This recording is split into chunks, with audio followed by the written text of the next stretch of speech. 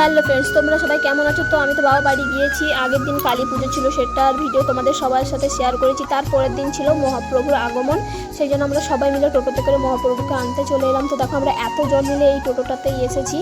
তো এখানে এই যে এদের বাড়ি থেকে আমরা মহাপ্রভুকে নিয়ে যাব বাবা বাড়িতে, তো তাই জন্য আমরা সবাই মিলে চলে এসেছি। তো এখানে দেখো মহাপ্রভুকে রাখা আছে, এখান থেকে গাড়িতে তুলে নিয়ে যাওয়া হবে। তাই জন্য আমার বৌদি সব কিছু ঝাঁটটার দিয়ে আবার গাড়িটাকে ভালো করে ধুয়ে, কারণ এই গাড়িটাতে করে আমরা এসেছি, তো তাই এটাকে আবার ঘুরে ধুয়ে তারপর মহাপ্রভুকে এটাতে উঠাতে হবে।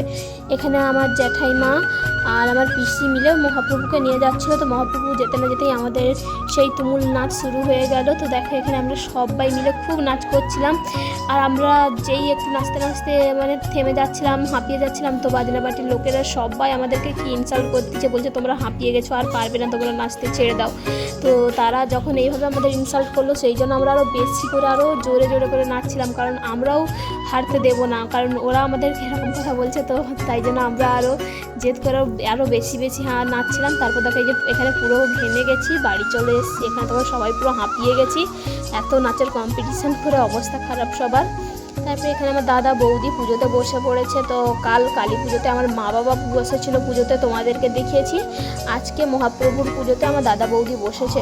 তো এখানে সব জোগাড়যন্ত্র হচ্ছিল এখানে। তারপর আমি এসে দেখি এখানে কালকে যে মানে খাওয়ান দাওয়ান হবে, তাই জন্য এখানে সবাই মিলে সবজি কাটতেছে, রান্না বসে গেছে।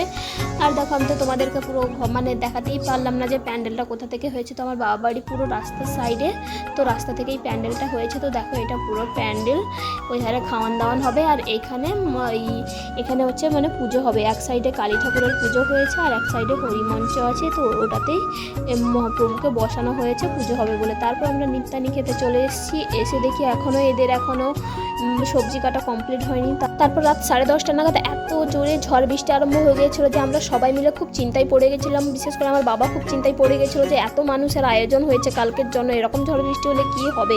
আমার বৌদি খুব কান্না করছিল। তো পরের ভিডিওটা নেক্সট ভিডিওতে আসতেছে।